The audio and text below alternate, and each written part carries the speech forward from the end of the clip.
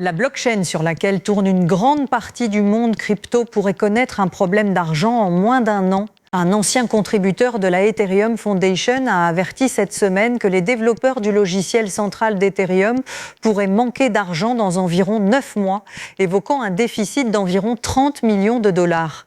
Ethereum n'a aucune entreprise derrière elle. Son développement repose sur une fondation à but non lucratif et des subventions éparses, donc un manque frappe la partie du réseau que presque personne ne voit, mais dont tout le monde dépend.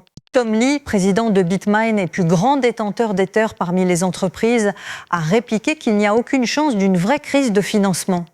Il soutient que la demande d'Ether des entreprises est assez forte pour que l'argent parvienne à ceux qui maintiennent le réseau. Pour l'instant, c'est un avertissement, pas une crise, mais cela pose une question gênante. Qui paye réellement pour faire tourner Ethereum ?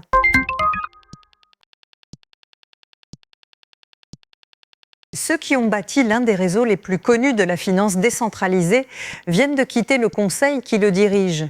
André Cronje, le développeur derrière la blockchain autrefois appelée Phantom et aujourd'hui Sonic, a démissionné du conseil de Sonic Labs avec les cofondateurs Michael Kong et David Richardson.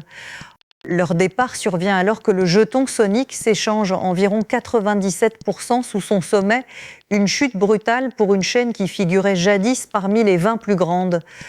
Dans un communiqué, la société a indiqué que les 3 fondateurs restent attachés au succès de Sonic, mais cesseront de prendre les décisions quotidiennes. Un nouveau directeur général, Matt Visser, prend les commandes et a dit à la communauté vouloir améliorer le projet d'1% chaque jour. Que des fondateurs quittent un conseil n'est pas rare, mais le faire alors que le jeton frôle son plus bas met chaque mot du communiqué sous la loupe.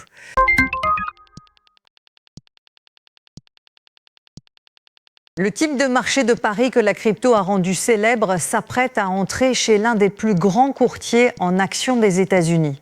Charles Schwab prévoit de lancer des marchés de prédiction liés à l'indice S&P 500 avec l'opérateur boursier Cboe, selon le Wall Street Journal.